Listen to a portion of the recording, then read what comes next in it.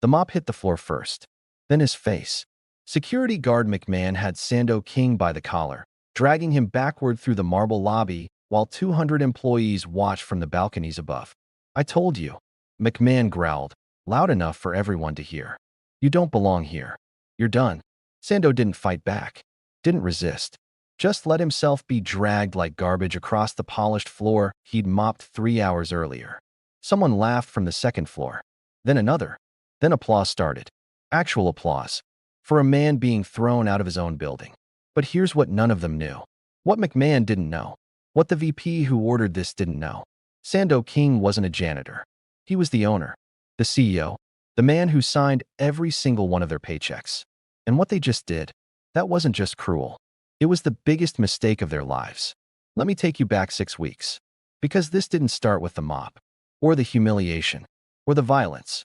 It started with a letter.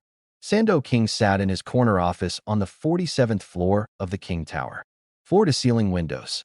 View of the entire city. Desk made of walnut that cost more than cars. He was 42. Built his real estate empire from nothing. Started with one apartment building 15 years ago. Now owned 23 properties across 4 states. Hotels, office buildings, residential complexes. King Properties wasn't just successful. It was dominant. But success created distance. Sando hadn't walked through his own buildings in years. Hadn't talked to regular employees. Hadn't seen what actually happened on the ground level. Until the letter. It came through his private email. Anonymous. Subject line. "You need to see what's really happening." He almost deleted it. Got 100 crazy emails a week. Disgruntled employees. Conspiracy theorists. People asking for money. But something made him open it. The email was 3 paragraphs. Simple. Direct. "Mr. King, I've worked in your buildings for 8 years. I love this company. But something's changed. The senior management doesn't care about us anymore. They treat us like we're disposable. Like we're not even human. There's harassment. Wage theft. Safety violations being ignored. People are scared to complain because they know they'll be fired. I'm risking my job sending this. But someone needs to tell you. If you actually care about the people who make your buildings run, come see for yourself. But don't come as the CEO. Come as one of us. You'll see the truth. No signature. No name. Just a plea." Sando read it 3 times. Then called his assistant and told her to clear his schedule for 2 months. 2 months? "Mr. King, you have. Clear it. Tell the board I'm taking a sabbatical. Personal reasons. Don't tell them where I'm going." "Where are you going?" "Undercover." 1 week later, Sando King walked into the King Tower lobby at 5:47 a.m. wearing a janitor's uniform. Different hair. Graying beard he'd grown out. Glasses. Older clothes. Worn shoes. Nobody recognized him. The woman at the front desk, Christina, her name tag said, barely looked up. "Help you. I'm the new janitor. Starting today." She glanced at a list. Name. Sando. He'd kept his first name. Easier to remember. Last name. He paused, then said the first thing that came to mind. Sando Jackson. Christina checked him off. Handed him a badge. Janitorial office is basement level. Elevators that way. Don't use the main ones. Service elevator only. Got it. And don't talk to the executives. They don't like being bothered. Sando nodded. Clipped on the badge. Walked to the service elevator. The door closed. And for the first time in 15 years, Sando King wasn't the boss. He was invisible. The janitorial office was exactly what you'd expect. Basement. Fluorescent lights. Concrete walls. Lockers that looked like they hadn't been updated since the building opened. An older man was sitting on a bench. Late 60s. Weathered face. Kind eyes. "You the new guy?" "Yeah." "Sando." "George." They shook hands. "How long you been doing this?" "First day." George laughed. "Oh, you're gonna love it here." "That good?" "That bad. But the pay's decent. Benefits are okay. And if you keep your head down, management mostly leaves you alone." "What about if you don't keep your head down?" George's smile faded. "Then you end up like Marcus." "Who's Marcus?" "Was the guy before you. Good worker. 20 years here. He complained about a safety issue. Broken elevator in the south wing. Said someone was going to get hurt. What happened? They fired him. Next day, no severance. No explanation. Just gone." Sando felt something cold in his chest. For reporting a safety issue? For making management look bad. That's the real crime here. Making them uncomfortable. George stood up, grabbed a mop and bucket. "Come on.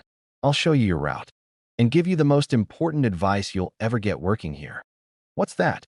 Stay invisible. Don't make eye contact with the executives. Don't speak unless spoken to. And whatever you do, don't cross Moody Williams. Who's Moody Williams? George's expression darkened. You'll find out. Sando found out 3 hours later. He was mopping the third-floor hallway. Quiet. Empty. Most employees hadn't arrived yet. Then he heard yelling. A woman's voice. Young. Scared. I said no. Please just leave me alone. Then a man's voice. Smooth. Confident. Aggressive. Come on, Alicia. Don't be like that. I'm just being friendly. You're my boss. This isn't appropriate. Appropriate? God, you're uptight. You know how many women would kill to get my attention?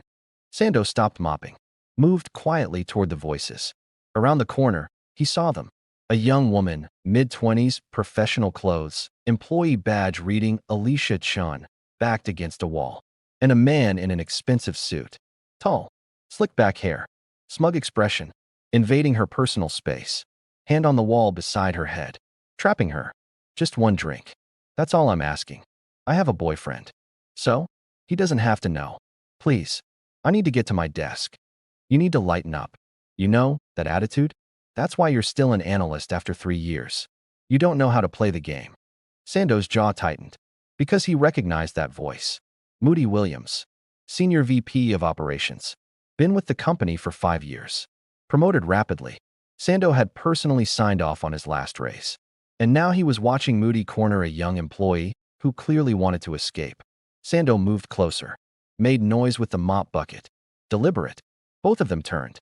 Moody's face shifted. From predatory to annoyed. What are you doing? Mopping. It's my job. Well, do it somewhere else. We're having a conversation. Doesn't look like a conversation. The air changed. Moody stepped away from Alicia. Turned fully toward Sando. His expression was ice. What did you just say? I said it doesn't look like a conversation. Looks like she's trying to leave and you're blocking her. Alicia's eyes went wide. Like she couldn't believe what she was hearing. Moody smiled. Not friendly. Dangerous. You're new here, aren't you?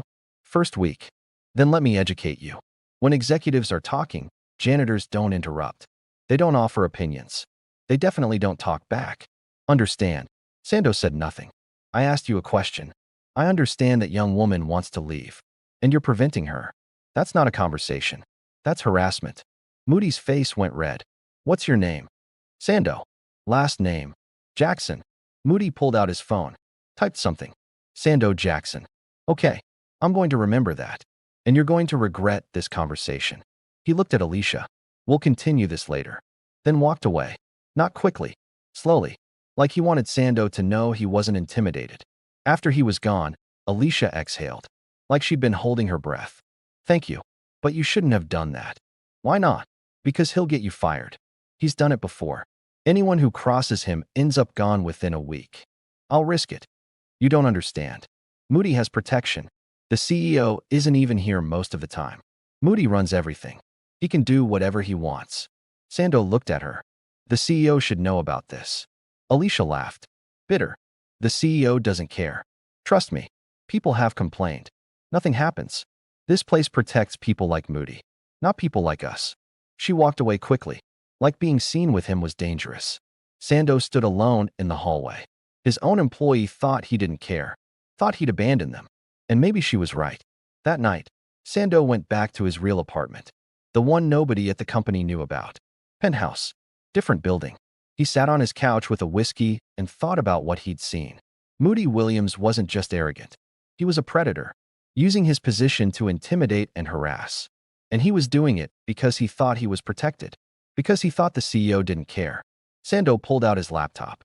Accessed the company's internal HR files. Required his CEO credentials. Searched for complaints about Moody Williams. Found 14. 14 separate formal complaints over the last 3 years. Sexual harassment. Hostile work environment. Retaliation. Discrimination. Every single one marked. Investigated. No action taken. Sando's hand tightened on the glass. Then he searched for Melinda Torres, the HR director, the person who signed off on all 14 dismissals. Found her compensation history. 2 years ago, her salary was $87,000. Standard for HR director. Now, $164,000, plus bonuses, plus stock options. Right after the complaints about Moody started getting dismissed, Sando sat back. This wasn't incompetence. This was a system, a deliberate structure designed to protect certain people and silence everyone else. And he'd built it by being absent, by trusting the wrong people, by not paying attention. He finished the whiskey. Tomorrow, he'd go deeper. Over the next 4 weeks, Sando worked as a janitor, quietly, observing. He saw things he'd never seen from the 47th floor. Employees working 12-hour days without overtime because their manager told them salaried employees don't qualify. That was illegal. Sando knew because he'd read the labor laws himself when building the company. Safety equipment in the basement storage area that was broken. Fire extinguishers 2 years past inspection. Emergency exits blocked by boxes. All violations. All ignored. Wage theft. Managers shaving hours off time cards. Small amounts. 5 minutes here, 10 minutes there. But across 200 employees, thousands of dollars stolen every month. And through it all, one name kept coming up. Moody Williams. Employees whispered about him in break rooms. How he played favorites. How he promoted people who kissed up and fired people who didn't. How he made inappropriate comments to women and nothing ever happened. How he was basically running the building because the CEO was too busy to care. George confirmed it one night while they were cleaning the executive floor. Moody's untouchable. You know what? Why? Because he makes money, cuts costs, maximizes profits. The board loves him. And King, the owner? He hasn't been in this building in 2 years. Moody could burn the place down, and King probably wouldn't notice. Sando said nothing. That's what happens when you get too big, George continued. You stop seeing the people who actually do the work. We're just numbers on a spreadsheet. You think King's a bad person? George paused, thought about it. I don't think he's bad. I think he's absent, which might be worse. Because bad people you can fight. Absent people, they just let bad things happen. Everything came to a head on a Tuesday morning. Sando was mopping the lobby. Early shift, 6 a.m. Almost no one around. Except Alicia. She was at her desk on the 2nd floor, visible from the lobby through the glass walls. Crying. Sando put down the mop. Took the stairs up. Hey, you okay? She looked up, eyes red, makeup smeared. I'm fine. You're not fine. I got written up. Formal warning. For unprofessional behavior and insubordination. What did you do? I rejected Moody's advances. Again. Yesterday, he asked me to dinner. I said no. This morning, I find a disciplinary notice in my file. That's retaliation. I know, but I can't prove it. And even if I could, HR won't do anything. They never do. Sando felt rage building. Controlled. Cold. Where is he now? His office. What? I'm going to talk to him. Don't. Please. He'll get you fired. It's not worth it. Yeah, it is. Moody Williams' office was on the 10th floor. Corner office. Almost as nice as Sando's real one. Sando knocked. Come in. He opened the door. Moody was at his desk. On the phone. Saw Sando, and his expression shifted to irritation. He covered the phone. What? I need to talk to you. I'm busy. It's about Alicia. Moody's eyes narrowed. He said something into the phone. Hung up. Closed the door. Sando did. You're the janitor who can't mind his own business. And you're the executive who can't keep his hands to himself. Moody smiled. That's a serious accusation. You have proof. I have eyes. I've seen how you treat her. How you trap her in hallways. How you retaliate when she says no. Retaliate? I don't know what you're talking about. The write-up. This morning. Oh, that. She missed a deadline. That's a performance issue. Nothing to do with anything personal. You're lying. Moody stood up. Slowly. Let me explain something to you. You're a janitor. You mop floors. You empty trash. You're here because you have no other options. I'm here because I'm good at my job. I run this building. I make this company money. And you? You're replaceable. Everyone's replaceable. Not me. See, I have relationships. With the board. With investors. With people who matter. You know who doesn't matter? You. Your opinion. Your observations. Your entire existence. He walked around the desk. Got close to Sando. So here's what's going to happen. You're going to leave my office. You're going to keep your mouth shut. And you're going to forget this conversation ever happened. Because if you don't, I'll have security throw you out of this building so fast you won't even have time to grab your mop. Sando didn't move. Didn't blink. Or what? You'll try me. and then we'll see who's untouchable. Moody's smile vanished. He picked up his desk phone. Dialed. Security? This is Williams. I have a janitor in my office who's threatening me. Send someone up immediately. He hung up. Looked at Sando. Last chance. Apologize and get out. No. Your funeral. 2 minutes later, McMahon arrived. Head of security. Big guy. Former cop. Loyal to whoever paid him. Problem, Mr. Williams? This janitor came into my office. Made threats. I want him removed from the building. Permanently. McMahon looked at Sando. That true. I came here to talk about his harassment of employees. He's delusional, Moody said. Probably on something. Just get him out of here. McMahon grabbed Sando's arm. Let's go. I'm going to report this. To HR. To the board. To whoever will listen. Moody laughed. Good luck with that. You're nobody. And nobody listens to nobody. McMahon pulled Sando toward the door. And Sando let him. Because he'd gotten what he needed. Moody had shown exactly who he was. On camera. The tiny camera built into Sando's glasses. Recording everything. McMahon dragged Sando through the building. Down the stairs. Past employees. Past managers. Past everyone who worked there. Christina at the front desk watched with wide eyes. George tried to step forward, but McMahon waved him back. Stay out of this. They reached the lobby. Marble floor. 200 people on the balconies above. Watching. McMahon threw Sando down. The mop clattered beside him. You're done here. If I see you on this property again, I'm calling the cops. Understand. Sando stood up slowly. Looked around at all the faces. Looked up at Moody Williams. Standing on the 10th floor balcony. Smiling. Then Sando said something that made everyone go quiet. I'll see you Monday.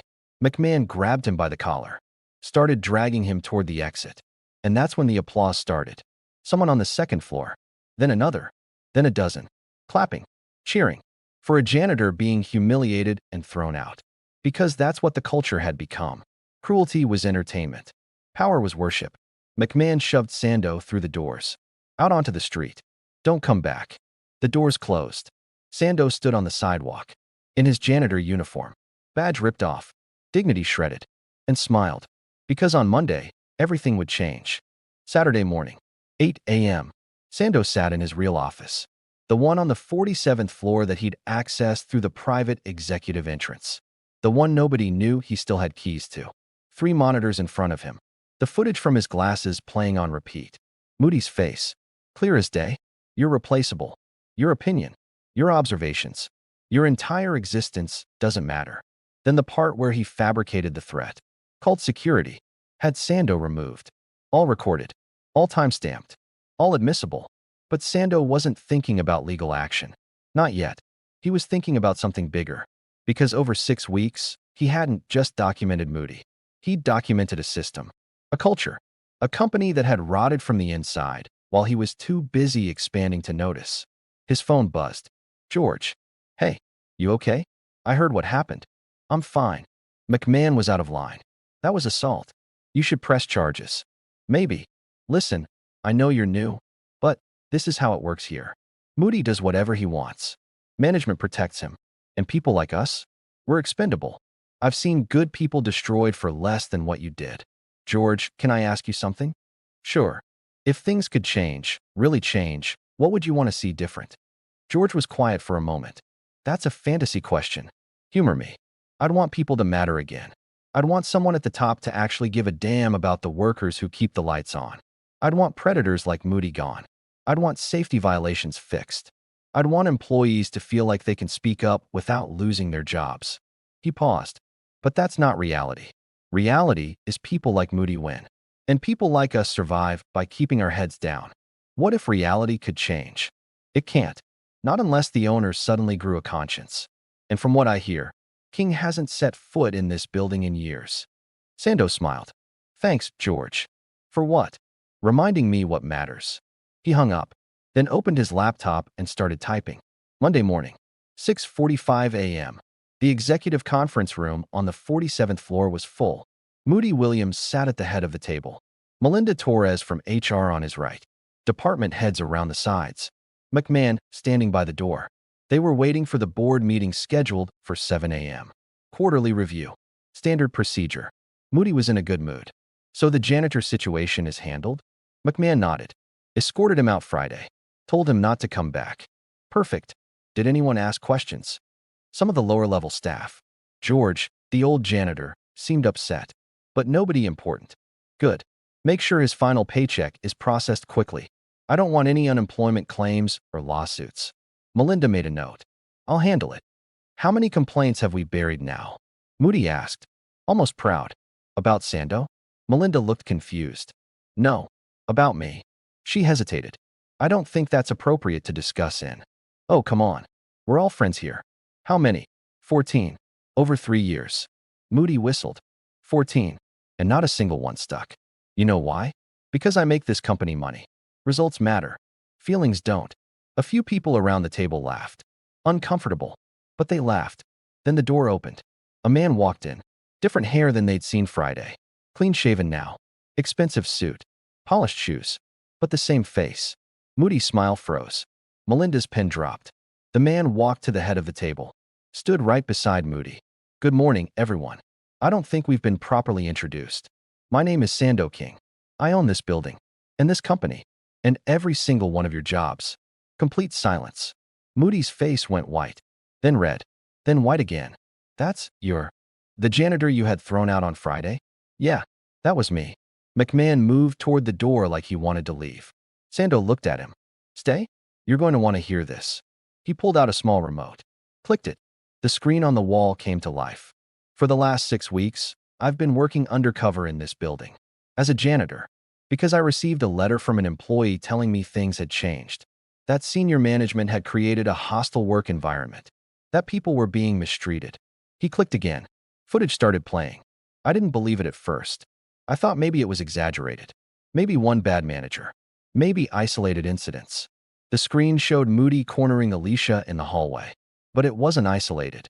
Click. Another clip. Moody yelling at an analyst for a minor mistake. Calling him worthless. Threatening his job. Click. Moody discussing with Melinda how to handle an employee complaint. Laughing about it. Click. Moody telling McMahon to make life difficult for a worker who'd filed a safety report. Every clip. Timestamped.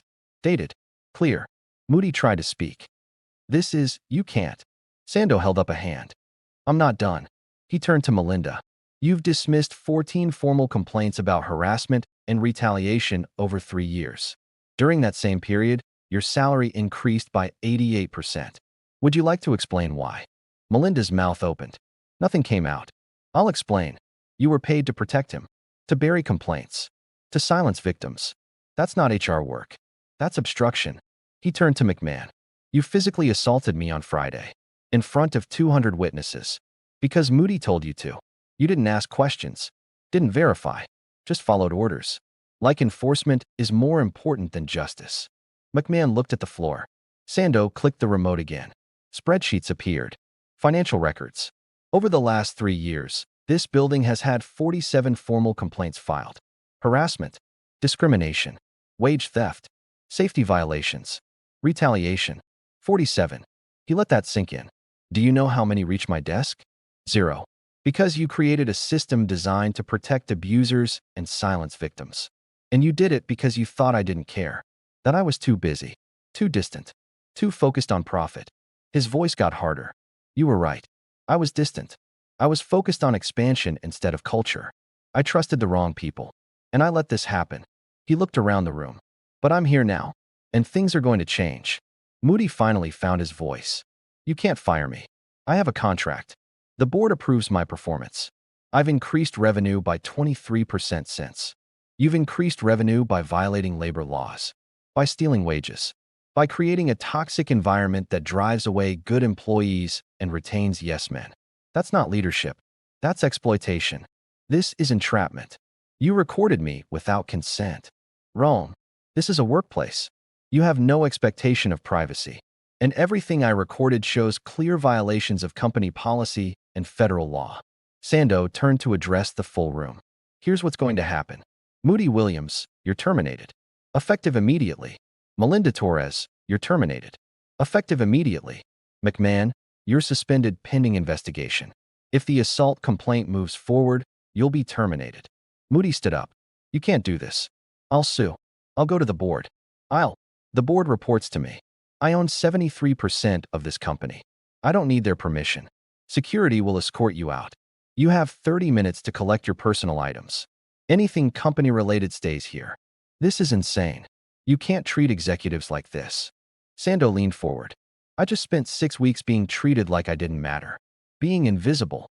Being dismissed. I was dragged across a marble floor while people applauded. So yeah, I can treat executives exactly like you treated everyone else.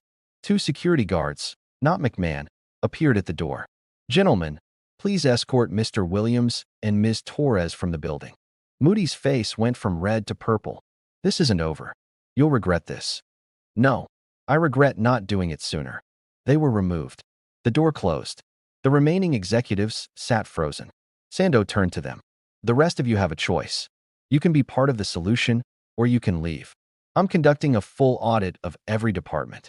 Every complaint that was dismissed will be reopened and investigated properly. Every labor violation will be corrected. Every employee who was retaliated against will be compensated. He pulled out a folder, set it on the table. This is a new company policy manual. Read it. Today, it outlines zero-tolerance policies for harassment, clear reporting procedures, independent investigation processes, and whistleblower protections. We're also hiring an external HR firm to handle sensitive complaints. No more internal cover-ups. A younger manager raised her hand. Mr. King, what about the culture? Policy changes are good, but changing how people actually behave is harder. I know, which is why I'm making another change. He clicked the remote. An organizational chart appeared. I'm promoting George Patterson, the senior janitor, to Director of Employee Relations. He's worked here 8 years. He knows what really happens on the ground level. He'll report directly to me. Shocked faces. You're promoting a janitor to director level? I'm promoting someone who has integrity, who cares about people, who isn't afraid to tell the truth. That's what leadership is. Another hand. What about you? Are you staying? I'm staying. Not on the 47th floor. I'm moving to an office on the 3rd floor, near the employees, where I can see what's actually happening. I'll be working from there 3 days a week. The other 2 days I'll be visiting our other properties. Because this problem isn't just here. It's systemic. He looked around the table. I built this company to create something good. Somewhere people could work and feel valued. Somewhere that treated employees like humans, not resources. I lost sight of that. I let growth matter more than people. I let profit matter more than principle. His voice softened slightly. But we can fix it. If you want to. If you're willing to be part of a company that values integrity over revenue. That protects workers instead of predators. That actually lives up to its mission statement. Silence. Then the younger manager who'd asked the first question spoke. I want that. I've wanted to report things for years, but was afraid. If you're serious about this, I'm in. Another voice. Me too. Then another. Not everyone. Some people stayed silent. They'd be gone within a month. Either they'd leave on their own, or the audits would reveal they were part of the problem. But enough people spoke up. Enough to matter. Sando nodded. Good. We start today. Meeting adjourned. 3 hours later, Sando found Alicia at her desk. She looked up, saw him. Her expression shifted from confusion to shock. Oh my God. You're actually the owner. Yeah. I told you you didn't care. I said you were nobody. You said what you believed. Based on what you'd experienced. You weren't wrong. She looked like she might cry. Moody's gone. I heard. Everyone's talking about it. He's gone. So is Melinda. So is everyone who protected him. I can't believe this is real. Sando pulled out a chair. Sat down. I level with her. I'm sorry. For not being present. For not seeing what was happening. For creating an environment where people like Moody could thrive and people like you had to be afraid. You didn't create Moody. No. But I created the conditions that allowed him to operate unchecked. That's on me. Alicia was quiet for a moment. Then, what happens now? Now we rebuild. Properly. Every complaint that was dismissed is being reopened. Independent investigators. Real consequences. And if anyone retaliates against you or anyone else who comes forward, they're done. People are going to be angry. Moody had allies. Let them be angry. They can leave if they want. This company is for people who want to do good work in a safe environment. Not for people who want to exploit power. She nodded slowly. Thank you. For actually caring. Thank you for sending that email. Her eyes widened. I didn't sign it. How did you? I didn't know for sure. But I had a feeling. It took courage to reach out. Most people wouldn't have. I almost didn't. I thought you'd ignore it. I almost did. But something told me to listen. I'm glad I did. He stood up. If you need anything, my office is on the third floor now. Open door policy. For everyone. Alicia smiled. First real smile he'd seen from her. A CEO on the third floor. That's weird. Good weird. Yeah, good weird. By the end of the day, the news had spread through the entire building. George found Sando in his new office, modest, glass walls, visible to everyone, around 4 p.m. You actually did it. I did. Director of Employee Relations. I don't even know what that means. It means you advocate for workers. You bring concerns directly to me. You help create policies that actually protect people instead of just protecting the company. George sat down heavily. I'm 67 years old. I mop floors. You're 67 years old, and you have more integrity than anyone in this building. That's what I need. People are going to think it's a joke. Janitor to director. Then they'll learn. You know what's broken because you've lived it. You know what employees actually need because you are one. That matters more than any MBA. George shook his head, smiling. You're crazy. Probably. You in? Long pause. Yeah, I'm in. They shook hands. One condition, George said. What? I still want to mop sometimes. When things get stressful, it clears my head. Sando laughed. Deal. 6 months later, King Tower looked different. Not physically. The marble was still there. The glass walls. The expensive fixtures. But the feeling was different. Employees walked through the lobby without fear. Managers listened instead of commanded. The suggestion box that had been empty for years was now full every week. The audit had revealed 23 labor violations. All corrected.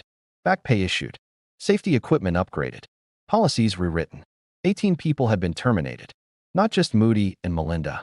Middle managers who'd enabled the culture. Supervisors who'd stolen wages. Anyone who'd retaliated against complainants. Some good people left too. Couldn't handle the new expectations. Preferred the old way where performance mattered more than ethics. That was fine. They were replaced with people who wanted to build something better. Sando sat in his third-floor office, glass walls letting him see the floor. Employees waved as they walked by, stopped in to chat, brought concerns directly to him. He wasn't invisible anymore. Neither were they. George walked in holding 2 cups of coffee.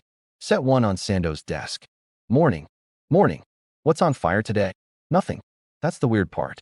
First Monday in 6 months where I don't have a crisis to report. That's progress. Yeah. George sat down. You hear about Christina? Front desk Christina? Yeah. She put in for a promotion. Assistant manager position.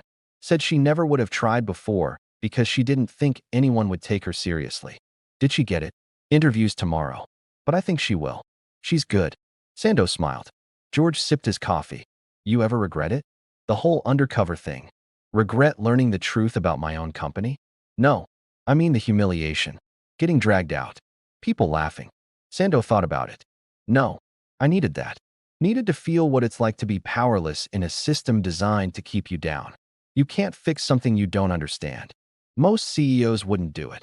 Most CEOs don't need to. They built good companies from the start. I built a successful company. Then let it become something else. I had to earn the right to fix it. George nodded. For what it's worth, people notice. The changes. The fact that you're actually here. It matters. Good. Because I'm not going anywhere. A knock on the glass wall. Alicia. Hey. Got a minute? Always. She came in. Confident now. Different from the scared analyst he'd first seen. I wanted to tell you something. I'm leaving. Sando's heart sank. Did something happen? Did someone? No, nothing like that. I got a job offer. Different company. Senior analyst position.